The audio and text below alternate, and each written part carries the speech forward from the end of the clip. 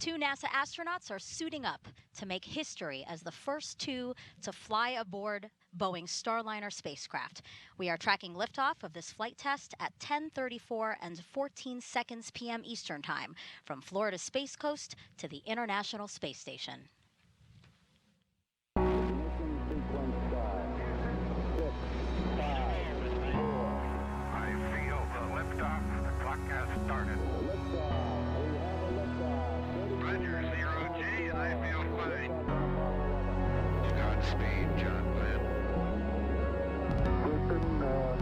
Tranquility Base here. The Eagle has landed. Rocket Tranquility, we copy on the ground. New possibilities are opening up for scientific cooperation between countries. 2, 1, 0, 0.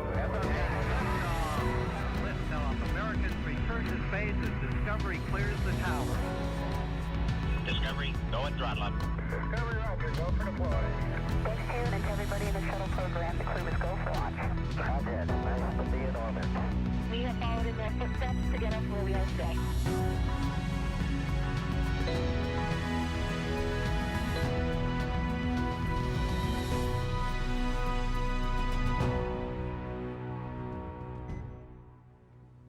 Good evening and welcome to NASA's Kennedy Space Center in Florida for NASA's Boeing Crew Flight Test, or CFT.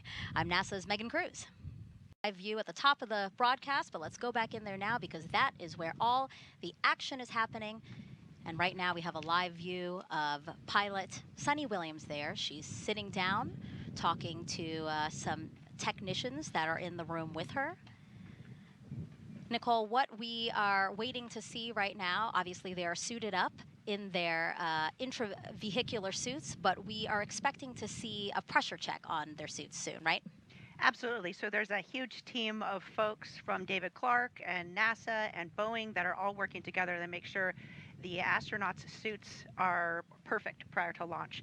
And so they will get suited in. You can actually see Butch there. He's in the recliner with a visor down. He's going through his first leak check. So it looks like maybe he's kicking back and relaxing, but actually those suits, when they're pressurized, it's more comfortable to be laying back. Otherwise, you have some really hard pressure points. And so he's going through that leak check now. They're testing the integrity of the suit prior to launch. Yeah, so they're blowing air into the suit to inflate it. That's why we see him inflated there, and that's why his visor's down, because we're making sure that it maintains the right pressure for any issues that they might have. The suit has to protect them. Absolutely. It is their life support system, really. And so should there be a problem in Starliner, they will close their visor. That suit can inflate, and it has the pressure and also the air supply to keep the astronauts safe in the event of emergency. And Dee, Nicole mentioned David Clark, so that's the company that worked with Boeing to design these suits we're looking at, right? Absolutely. So they worked closely with a veteran astronaut, Chris Ferguson, to come up with the details. It is a lot lighter than the traditional NASA astronaut spacesuits. It's about 10 pounds lighter. It's very minimal. You could see on the left side, right under maybe their name, that's where the umbilical will go in, and that's where the air would go into. The chippas, which is a soft helmet. The new thing about this suit is the helmets are actually attached to the spacesuit. It's actually like a hoodie, and that's where the communication cord is connected to, so that they're able to talk to flight control during their mission. And then, of course, they have gloves, as most suits do, and these gloves are touchscreen sensitive, as we do have a screen on our capsule. And it looks like Butch is about to unzip his helmet there, so it seems like we've had a good leak check there. Speaking of Butch, again, Commander Butch Wilmore, NASA astronaut and retired U.S. Navy captain, was raised in Mount Juliet, Tennessee, married to Deanna Wilmore, and they have 2 daughters. As a naval pilot, Butch racked up more than 8,000 flight hours and 663 carrier landings, all in tactical jet aircraft. He completed 4 operational deployments, supporting missions like Operation Desert Storm. Before his selection to NASA, Wilmore was on exchange to the Air Force as a flight test instructor at the Air Force Test Pilot School at Edwards Air Force Base in California. Speaking of space, Butch is a veteran of 2 space flights as pilot on Space Shuttle Atlantis in 2009 And then in 2014, he served as flight engineer for Expedition 41 to the International Space Station. So far, Wilmore has spent 178 days in space and performed 4 spacewalks. This flight test will be his 3rd mission to the ISS. A great background of experience there, Nicole, to really be the commander of a flight test. Absolutely. All the experience of both Butch and Suni as aviators, as naval aviators, and as test pilots. They've really been such a critical component to the development of Starliner as their experience, their decision making. And I love what Butch. Suni Williams, CFT's pilot and a retired U.S. Navy captain. NASA selected her as an astronaut in 1998, just 2 years before Butch. This will also be Suni's 3rd mission to space, making her the first woman on a test flight of an orbital spacecraft. Her first trip to the ISS launched in 2006. She served as a flight engineer for Expeditions 14-15. She then returned to the orbiting lab in 2012 and was commander of Expedition 33. Suni has more than 50 hours of spacewalk time, the 2nd most cumulative time by a female astronaut. So far, she has spent 322 days in space. Before NASA, Suni was a former naval test pilot and instructor, logging more than 3,000 flight hours in more than 30 different aircraft. Williams grew up in Eden, Massachusetts, and is married to Michael Williams. She enjoys hanging out with their dogs, working out, hiking, and camping, as well as working on cars and houses. Everything shakes out for CFT today. Oh, for sure. But he's also the ASP. So he's the astronaut support person in the room. And so his job is to make sure Butch and Suni have everything that they need for launch. Of course, there's a team that's helping them out, but he has that special eye to know, okay, this doesn't look quite right. As a crew member, he has that kind of inside knowledge, and his forefront of his mind is the safety and success of Butch and Suni. All right. Now, if you have any questions about this mission over the next 5 hours, we invite you to send questions our way using the hashtag AskNASA. All you have to do is go to one of our platforms, Facebook, X, Twitter, Instagram, and again, use that hashtag AskNASA to send in your questions. We look forward to hearing from you and answering those questions live. Let's go now to United Launch Alliance's Advanced Spaceflight Operations Center, or ASOC, where ULA's Dylan Rice and Boeing's Lauren Brennicke are listening to all pre-flight operations right now. So guys, how's everything looking? The readiness poll has been completed for pad entry, and the blue team is, as you said, arriving at the pad now. Today is the 100th launch of the safe and reliable Atlas V rocket. It's the 3rd flight of the 172-foot tall N-22 configuration. This rocket is equipped with a dual-engine Centaur upper stage, which is a configuration that's uniquely capable to deliver the performance needed for that specially shaped trajectory that maximizes crew safety for Starliner. Rocket processing activities are sequenced to the T-clock. So right now we are at T-minus 4 minutes and holding. T-clock stands for terminal count clock. So what that indicates is that right now we're not performing any significant processing of the rocket. The L clock, which is what you see on the screen, or launch clock, is counting down from L minus 3 minutes, 3 hours 47 minutes down to T0 for our instantaneous launch opportunity at 10:34 and 14 seconds this evening.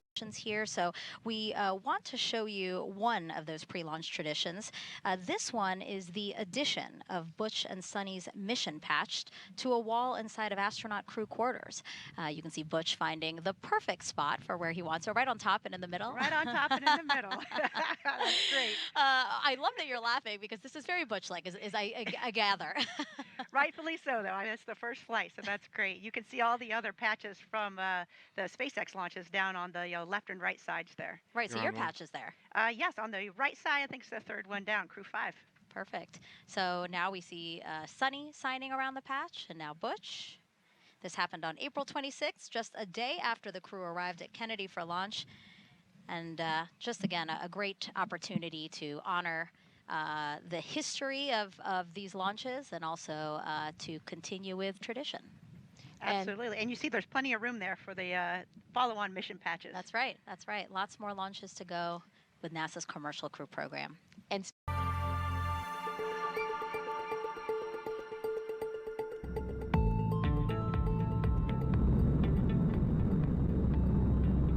Ascent begins at T-0, liftoff, the end of the countdown, and the beginning of the mission. Shortly afterwards, at T plus 12 seconds, the rocket rolls, lining up Starliner with its target orbit and putting the astronauts in a heads-up position.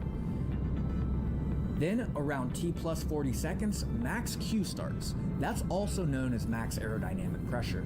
This is a critical time when the atmospheric forces reach their highest.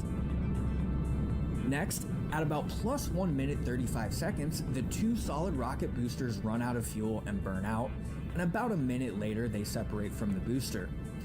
The Atlas booster engine continues to burn for almost 2 more minutes. Then at approximately plus 4:30, booster engine cutoff, or BECO. About 5 seconds later, the booster separates, and so does the ascent cover on top of Starliner. At around 4 minutes 45 seconds, the Centaur upper stage ignites, continuing the push to orbital speeds. Then a little after 5 minutes, Starliner is free of the atmosphere and doesn't need additional aerodynamic support, and the aeroskirt is jettisoned. After a long 6+ minute push from Centaur, main engine cutoff, or MECO, happens around 12 minutes after liftoff. Then, when Centaur successfully separates almost 15 minutes after launch, ULA's job is done. Go ahead. But Starliner is not quite in orbit yet. After a 16-minute coast, Starliner ignites 4 of its orbital maneuvering and attitude control, or OMAC engines, for the orbital insertion burn, and then 31 minutes after liftoff, the ascent profile is complete.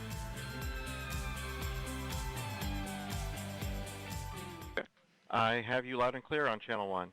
I have you the same, LC. SMD out. All right, we're actually going to go back inside because the card game is happening. And Nicole, talk us through what's happening right now. Okay, so there in the middle of the screen, you see Joe Akaba. He's the chief of the astronaut office. Okay, flight, com check on air to ground 1. I have you loud and clear on channel 1.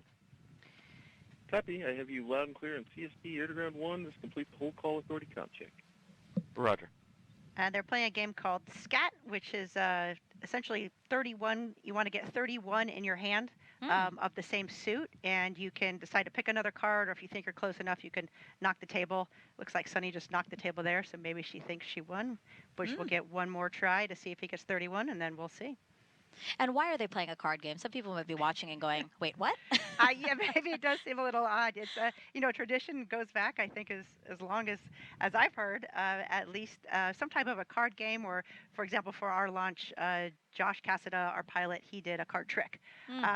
So it's just, if there's time, we do it. Of course, if you're running behind, you would skip the card game, but it's just a nice tradition and a chance for the crew to kind of take a breather before walking out to the rocket. And the purpose usually when they're playing a game is the commander has to lose, right? Yes, you want that to be, the worst thing that happens that day. Yeah. So it looks like Suni, I don't know if Suni, well, maybe Suni won because really, again, I don't think Suni has won because they continue to play. That's what I'm thinking. They're just dealt another hand, so we'll see.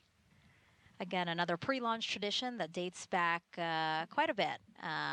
And we wanted to bring you back into the suit-up room to show you this because it is a moment of levity for the crew before everything really starts to ramp up before launch. And it's really great, these traditions. Sometimes you lose where they actually start, but sometimes they've been carried on for decades and decades. And there's a lot of little traditions and big traditions, but it's all a big part of NASA and our launches to space. While we watch them continue to play, I do want to mention one thing because obviously we see their helmets hanging off the back of their suits. There was a dream that Butch kept on saying that he was having, more of a nightmare, I guess, where he was saying, oh, I think he won. Well, looks like it. He won. Yes, thumbs up. That means go. Okay. That means go. We have some cheers from around the room. Suni's happy to lose or happy to win. I don't know who won. I'm not sure. Maybe they changed the rules. They look happy either way. That's the most important part, right? Like everybody's smiling there. Back to that story. So Butch was having this recurring nightmare where it was launch day and he couldn't find his helmet. So I'm sure he loves the fact that this helmet is attached to his suit.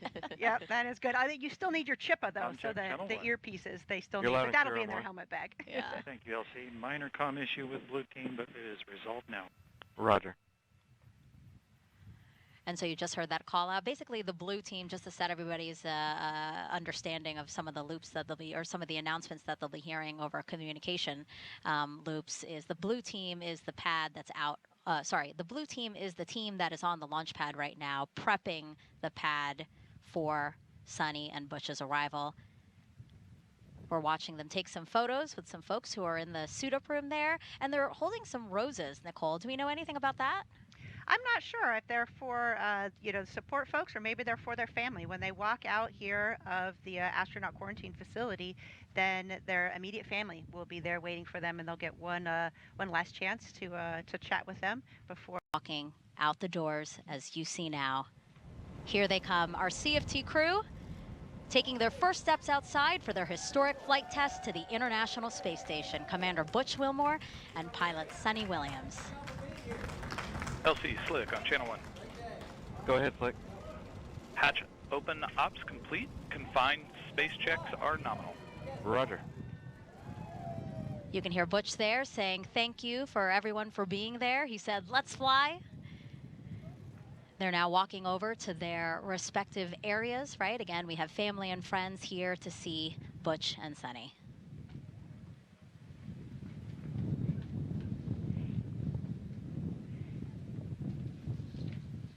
Everybody looks really happy, smiling, excited. They'll have a couple of minutes here to chat with their family and friends, Nicole, before we expect them to get into the Astrovan and drive off at 3 hours and 20 minutes from launch, so about 3 minutes from now. Out of here, guys. A hug there for 3 hours and 20 minutes. One of you guys' colleagues, right, Dee? That's right. That's Megan Donaldson.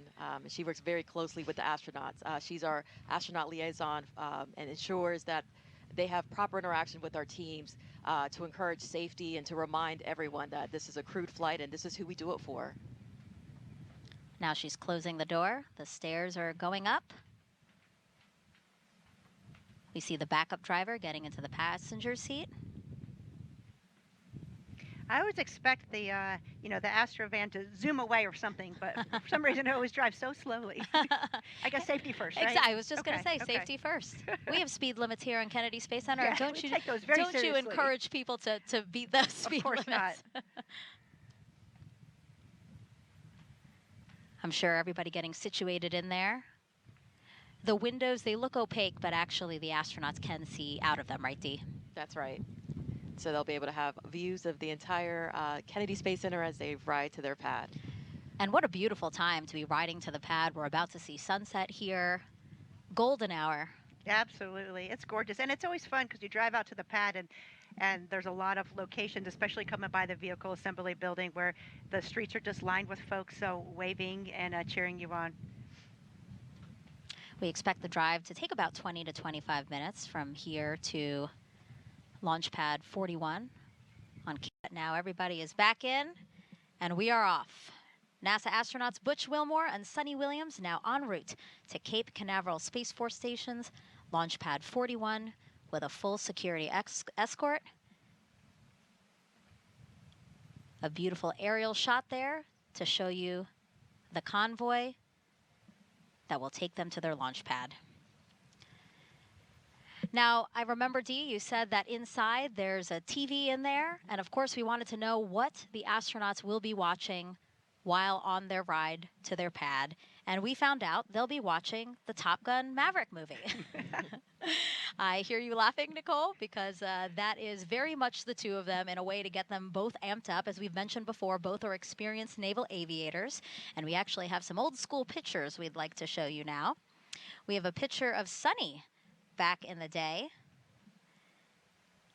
and that particular movie has significance to her because she said when she first got into the Navy, she thought about being a diver, but then she watched the first Top Gun movie, and she decided to go to flight school. So she ended up being a helicopter pilot, right, Nicole? That is awesome. That's a great picture. I have not seen that one before. Yeah.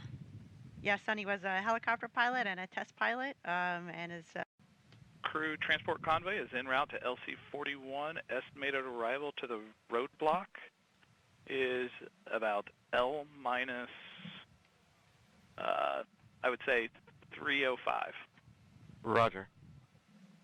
OSM, LC. OSM. Crew transport convoy is en route to pad. Permit entry into FHA. Roger. So as you hear there, obviously comm checks of the crew, letting teams know that the crew is on their way. And yes, Megan, as you mentioned, Chris Ferguson is a former Top Gun pilot. Once the crew is loaded and convoy has arrived at the pad gate. Roger. LC, OSM. Go ahead. Crew transport vehicle has entered pad. Roger. Crew is clear to proceed to level 12. Roger. okay, we're hearing now that the crew has pulled into the pad fence line, as you can see, and they've been given clearance to go all the way up to level 12 on the CAT. All right, as Butch and Suni make their way up to the rocket, and we are going to see a very historic moment here. We're going to pitch it back over to Megan and Dee and Nicole. Ladies. Thank you, Lauren and Dylan. Yeah, we just saw the Astrovan get onto the pad there. The rest of the security escort stayed behind, right, Nicole? Yes, they stayed. Get out of the Astrovan. You can see Mike taking some photos there already, which is he's always great at commemorating the moment. Yeah, I'm sure that he's very excited again to see his friends. And this is a special moment right here when they get a chance to look at the rocket. So Butch and Suni walking ahead there. They're going to take a look at the rocket, which you see on the upper right-hand part of your screen, kind of behind the building that's there. You see the A, that is the structure there that's holding the rocket up. Again, a really wonderful moment for the two of them to take this all in. You know, and it's amazing. You do it. It feels like 100 times in training, and maybe there's a rocket there, maybe it's not. But the day you look up and you see your spacecraft on top of that rocket, and you know you're about to climb on board, it feels very different. And this shot, it shows how massive this rocket is. It really shows the scale of just what they're about to do. How did you feel, Nicole, when you took a look at your rocket before getting on it? I was amazed. As you know, as Dee mentions, amazed just how massive it is. And it's just incredible to think that we as humans can come together and build something so incredible, launch humans into space, and to do it safely. And again, this. So they'll have their checklist, their ascent entry checklist, their chippas, of course, which are their headsets, their gloves, and then maybe a Sharpie or a pen. The crew kind of can decide what particular things that they want to have with them in their helmet bag. And so probably that handoff is happening off camera now. Again, think handing off helmet bags. LC locks 2. Go ahead. For your awareness, we've just had a quick instance of some topping oscillations, and I've manned my system into a stop flow. Roger. And so you're going to pause here for 5 minutes? That's affirmative. Roger. Advise when you reinitiate. We'll go. And you can see it looked like the blue team was actually carrying their helmet bags, and The flight crew has entered the CAT elevator. Roger. they're escorting their Butch and Suni onto the elevator. All right. And as they close the elevator door, we will see. I was suspecting maybe just a different sound coming out of the Centaur vent valve. And you can hear that communication there from affirmative, LC. Roger. United Launch Alliance. They're, of course, monitoring all the instrumentation. Blue Team Lead LC. Go ahead, sir. Roger. Appreciate the comment. Just advised if anything significant changes. Yes, sir. They're monitoring the instrumentation very closely, and then we'll talk Flight about crew have arrived on CAT level 12. Roger. anything they see that is, potentially off nominal, and they will investigate, and you could hear them reporting to the rest of the control teams. They will continue to monitor, and of course, if there are any issues, they will let us know. But at this point, it sounds like they're just looking at some instrumentation. Yeah, I believe they said something about a stop flow for maybe 5 minutes, and they'll monitor that and hopefully be resuming after those 5 minutes. And what we're seeing now is, again, pilot Suni Williams now on level 12. Yes, sir. Crew transport vehicle is clearing the pad. Roger. And here they go. Butch and Suni walking across the crew access arm to Starliner, their ride to space. So and now, OSM proceed to south fallback. Roger. So now they're in the white room being greeted by some of the pad team members. That's going to help them ingress into the Starliner capsule. But before they do that, you can see Butch has a Sharpie in his hand, and he is actually signing a mission patch that they have put in the white room. It may seem like we do a lot of signing and a lot of patches, but it's important, the traditions, and not only for the crew, but for all the team that supports. So you can see all the Boeing folks there in the white room, and Suni and Butch have worked with these folks for many, many years, and they are going to do all the final checks and get them in the spacecraft. Really, Suni and Butch put their lives and making sure that they're ready to go in their hands. So you can see them gathering there for some words prior to getting in the spacecraft. I love seeing this moment. Again, another opportunity for them to get together, possibly a prayer. We know that Butch is a man of faith. Discussed in the room here, we're almost at the end of our 5-minute timer for restarting flow with the oscillations. Recommendation from IFS is to resume flow and then immediately initiate a rechill process once we have regained our topic state. Roger. I concur. Proceed. You can see it looks like the Butch there is taking the patches from the crew that are helping them get suited up there in the white room, and he'll fly those patches to space and then return them to the crew members when he returns safely. And simultaneously also happening, you'll see the pad team members with different bags, and that's basically them making sure that Butch and Suni have everything they need before they get into the Starliner spacecraft. Yes, you can't check too much, so you will double and triple check, and you'll have your buddy check you out as well. You want to make sure that you have everything situated just perfectly. You can see Butch there, he's hooking up the comm cord from his Chippa to his spacesuit. And what we'll see is Butch going through the ingress process first, and then Suni will observe from the outside here, and then it'll be her turn to go inside. Yes, and there's a lot. You can see that the Boeing folks have suits on, have hairnets on, have gloves on, have masks on. The white room is a clean room. It's environmentally controlled. We want to make sure that the environment inside the spacecraft has the proper humidity, that there's no contamination, and we are, it's very important that there's no dust, hairs, rocks, anything, any type of FOD that could get into the spacecraft or into the hatch. So it's important that we keep this room clean and pristine. Right, so after they help him get his gear situated here, as you said, some FOD checks, foreign object debris, things that shouldn't be on them, go into space with them. So make sure they take them off. So you see that white pad on the floor there, Nicole, that's like a tacky mat is what they call it. Yeah, the little sticky mat, and so if there's any debris on your shoes or your boots as you go in, that will get removed and stay on the sticky mat. You can see that they're helping Butch put on his wrist. He's got a wrist mirror as well as a wrist light that they helped put on. He also has a watch, and he has a cover that's on his watch. You can see that wrist mirror there on his right forearm. And what do they need a light and a mirror on their forehead? Why do they need those things? Well, really that mirror, remember we saw how during that leak check how Butch lowered his helmet and then zipped his helmet all the way around. So you can't by yourself see where confirm that helmet is fully zipped unless you have a mirror or your buddy can look at it and see it for you. So it's really for safety of flight, and if you needed to, of course, when you're strapped in, you may have limited visibility. Of course, if you're pressurized or something, that's even exacerbated. So that mirror allows you to gain more views of the spacecraft and to check that your helmet is properly zipped prior to pressurizing. And now we are inside the Starliner spacecraft. And as Butch gets settled into his seat, let's toss it over to Lauren and Dylan inside with the launch team to walk us through what else will happen before Suni gets in. Go ahead. This time, flow's been reinitiated and a rechill has been issued. Roger. Megan, thank you. We are taking a new view now. This is Blue from team lead, Elsie.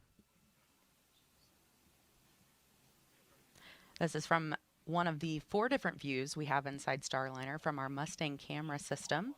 And this shot here, of course, is up close on our commander, Butch Wilmore, as he gets settled into the seat here.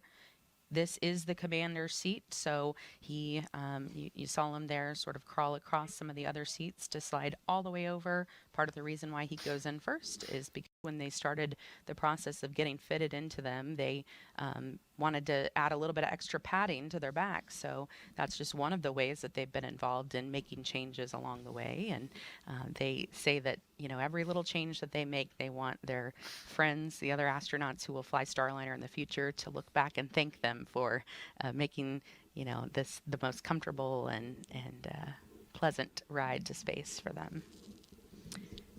Now, right in front of Butch there is the Starliner console. It is a display with a mix of screens and switches and knobs. It also has 2 hand controllers, so he'll have one down to his right as well as a one on his left. And that console has really been simplified from Blue team lead LC on 1. Go ahead, sir. Yeah, Roger, just for your essay, we are executing another Centaur LOX rechill. Yes, sir. We did notice that. I apologize for being off net briefly. I had to do a crew assist. The audible that I had reported earlier concerning the chattering sound is greatly diminished, but it is still present. Roger. As I was saying, the console there has really been simplified for maximum efficiency from some of the previous spacecraft that they've both been on. The shuttle had thousands of switches and indicators, but Starliner has about 85. And Butch and Suni have told us that they really like to be able to get their hands on those switches and the hand controllers. Of course, they're both test pilots at heart, and aviation is in their blood, and so they like to be able to get their hands on it. They will be doing some manual flying about 1 hour after they are in a safe orbit, so about an hour and a half after launch. Not too far from now, they will be grabbing those hand controllers and flying Starliner. Of course, it was built to be completely autonomous, and future missions we don't expect them to ever need to take their hands onto the console, but this is a test flight, and so we are going to test out all of the capabilities of Starliner.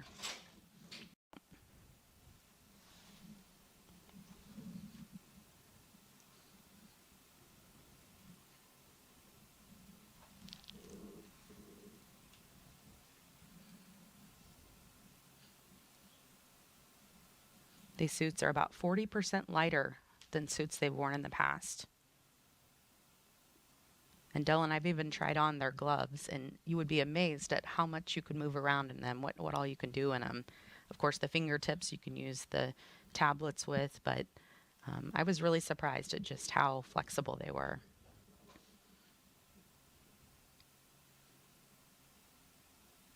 It's starting to get darker over Space Launch Complex 41. Leak check on CDR.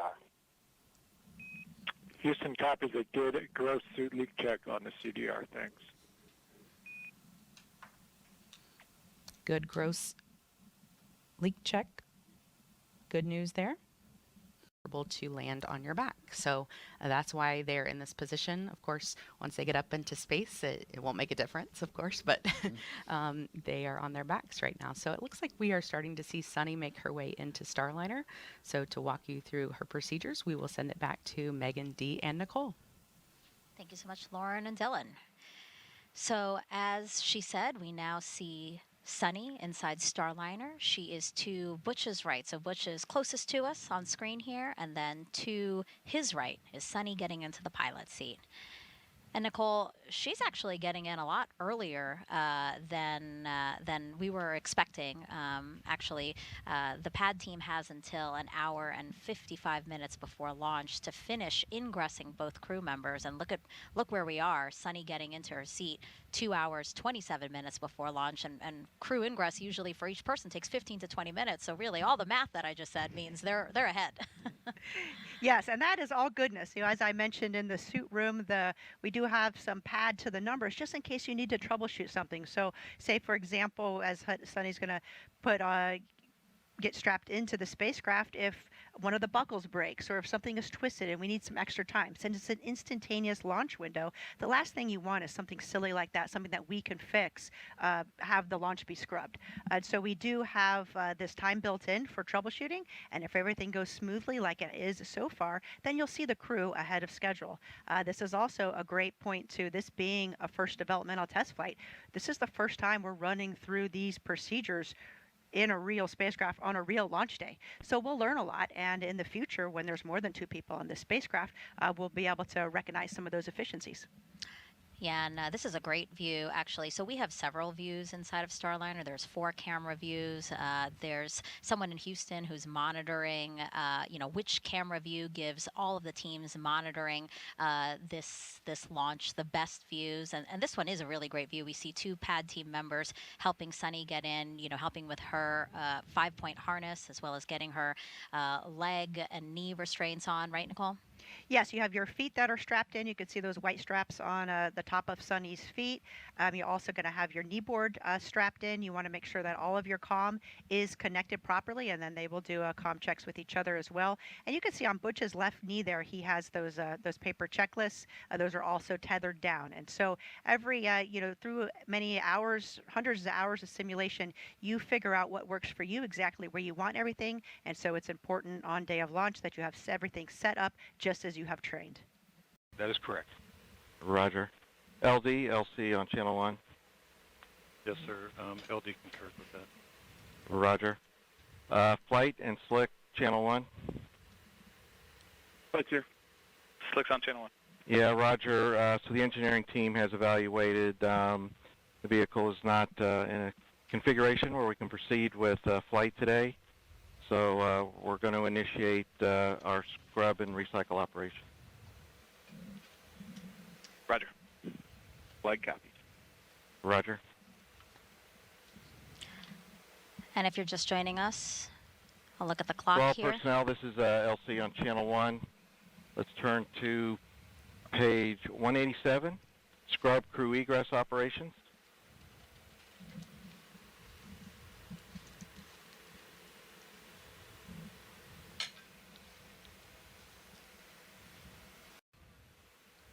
OSM, go ahead, sir. Establish the BDA roadblocks and open the flight hazard area. Roger. All personnel on channel 1 will be starting an estimated 65-minute hold at this time for flight crew egress. All systems maintain T-4 configuration.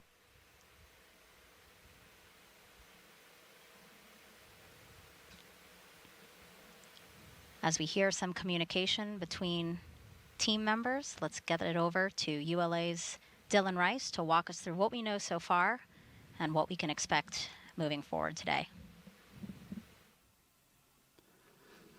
Thanks, Megan. So the team has had some observations on an oxygen relief valve on our Centaur second stage, and the team is just not comfortable with the signatures that they're seeing, the response out of that valve.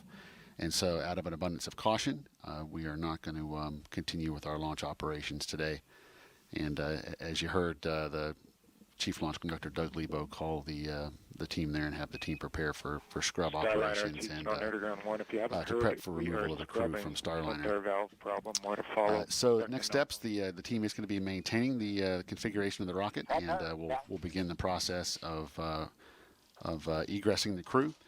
And once the crew is egressed and the blue team is safely left the pad, at that point we'll begin detanking the rocket and securing for the evening so that teams can continue to review data and troubleshoot the signature noted with the valve on board Centaur. Of Channel course, 1. disappointing. Go ahead, sir. Suni, Yes, sir. said So nothing you special may have about- heard on channel 1, we're standing down for today. So starting to initiate getting the vehicle in configuration to egress the crew. Roger, Wilco. So I was saying, Suni even said, nothing special about this date on the calendar. We will go when we're ready. Not today, but we'll try this again.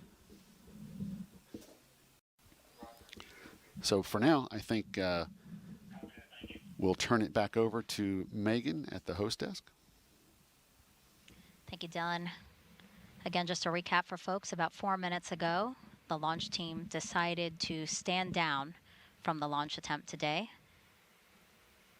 Dylan noting for us that the ULA folks and the launch team, they decided to, out of an abundance of caution, to stand down because they saw something off nominal with an oxygen relief valve on Centaur. So right now we are looking live inside the White Room where the pad team will begin procedures to help the crew out of Starliner. Again, if folks are just joining us, about 12 minutes ago, the launch team has decided to stand down from today's launch attempt. We were targeting 10:34 and 14 seconds Eastern Time for liftoff of NASA's Boeing crew flight test. We now are looking at Commander Butch Wilmore and pilot Suni Williams. They are in the Starliner spacecraft, awaiting word that they can continue with egress procedures. Starliner Houston, still with you. No real change. OFM is off. The prop system is not secured, but it's an unknown and an expected config, and we'll still get suit fan Bravo off here before you jump out. Otherwise, just stand by for us. Yep, we're standing by. Thank you. The reason the launch team is standing down today is so that they can evaluate an oxygen relief valve on Centaur.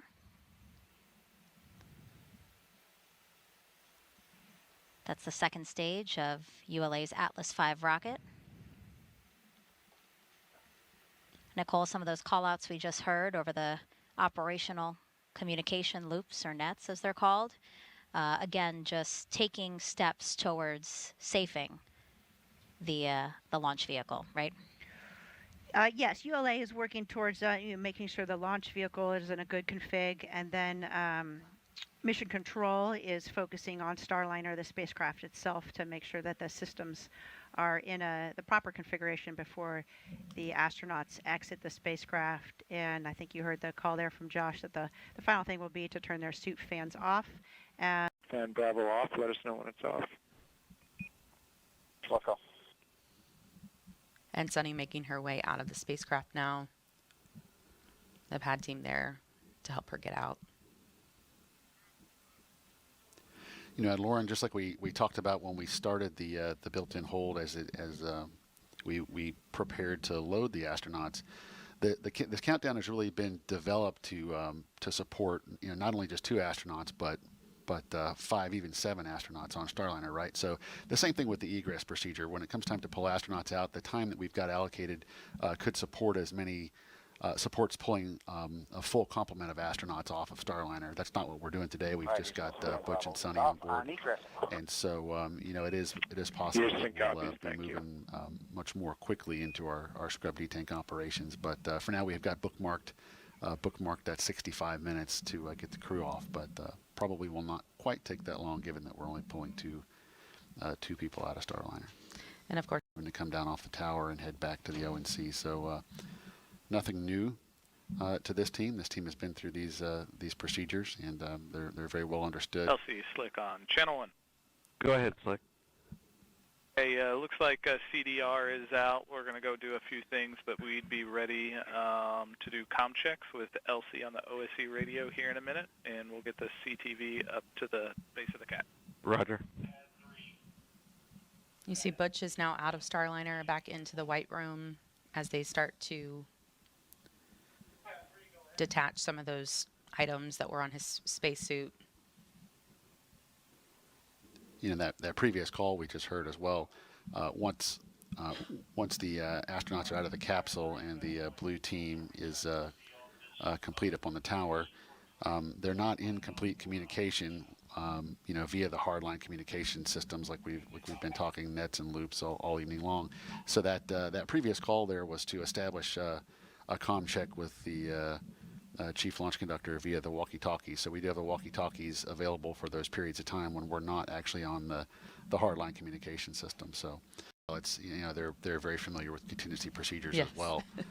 Because when you're testing a new system, obviously there's always going to be some findings, some of them more significant than others. But either way, the test pilots would be in a unique position to expect the unexpected and to be adaptive, which I know both of them are. And with this being a test flight, even in a scrub situation, all the teams involved are going to be learning things. I'm sure Butch and Suni will have things to note. has arrived at the base of the cat. Roger. The Astrovan is at the base of the crew access tower now. So as you see Butch and Suni having a conversation with the pad team there, I'm sure we will see them starting to head down momentarily.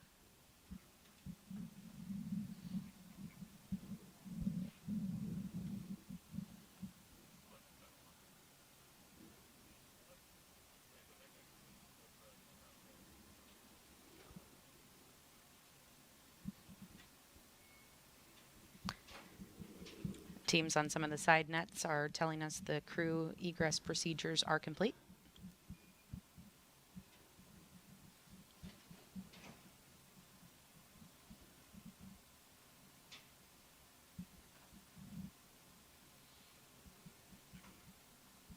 That took the crew to and from level 12 of the crew access tower. Again, on their way to astronaut crew quarters inside the Neil A. Armstrong Operations and Checkout Building. This drive, again, will take about 20 to 25 minutes. Nicole, you mentioned that because of the scrub, they will have time to see their families again. That must be nice to have that opportunity to reconnect with them. I think it is. There's always, you know, a ton of emotions associated with launch, and maybe you don't realize it at the time, but I remember talking to my husband and son after launch. Crew transport vehicle has exited the pad gate. Roger. And just a comment on how much just energy and excitement. And you know, when you have all those emotions running through your body, it can be quite exhausting.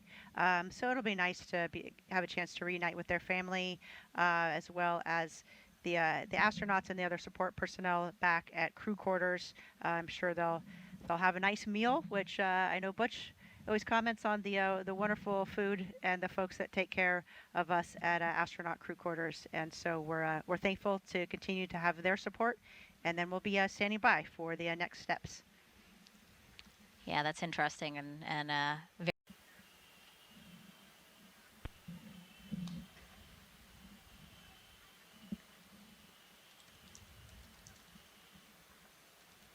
If you're just joining us, about 30 minutes ago. LCOSM. Go ahead. Yes, sir. 22 personnel have exited BDA area. Roger.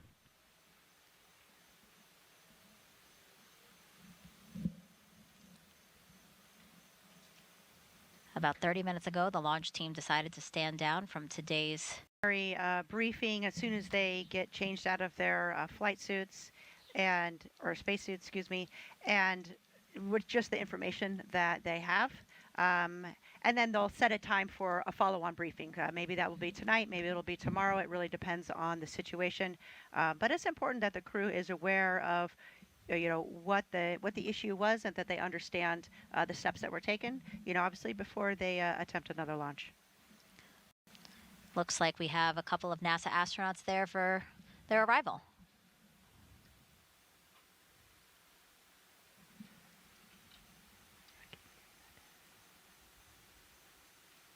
Oh, there's Mike Fink. We just saw him, Mike Fink, walking up. So he's still obviously there every step of the way to support the astronauts. Yeah, after we saw him leave the pad in the Astrovan, Mike went back to the Boeing Mission Control Center here at Kennedy. It's the building we pointed out right next to the vehicle assembly building. And he was going to watch launch from there. So I'm sure after the scrub was called, he made a point to be back here to welcome Suni and Butch.